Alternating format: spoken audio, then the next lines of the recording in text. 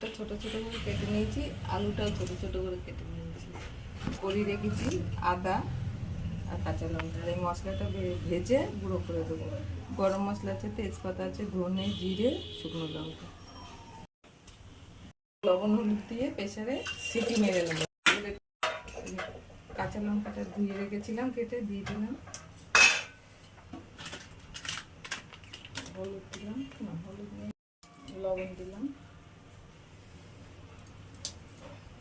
এবার প্রেসারের মুখটা আটকে দেবো। উপরে ঢাকনাটা লাগানো হয়ে গেছে। নিচে আলু আছে, সিদ্ধ করে নিয়ে জলটা ঝরিয়ে নিলাম। রান্নাটা সর্ষের তেল দিলাম, দিলাম ফোড়নে, একটু পাঁচফোড়ন দিলাম, দুটো তেজপাতা দিলাম, ভেঙে দিয়েছি বলছিলাম, দিয়ে দিলাম, নিয়েছিলাম দিয়ে দিলাম। দিয়ে দেবো এর মধ্যে, আগে কষিয়ে নিয়েছি।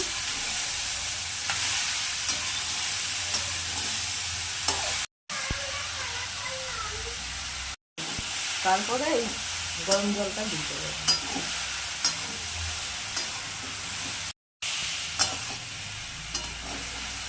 ঠিক আছে, এবারে যে একটু সিদ্ধ করা জলটা দিয়ে দিলাম।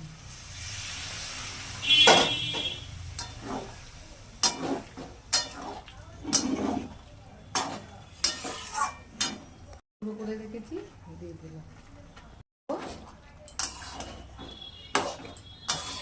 গরম মশলাটা এর মধ্যে দেওয়াই আছে, দিয়ে দিতে হবে। একটু দিয়ে দিলাম, হয়ে গেছে, নামিয়ে দিচ্ছি।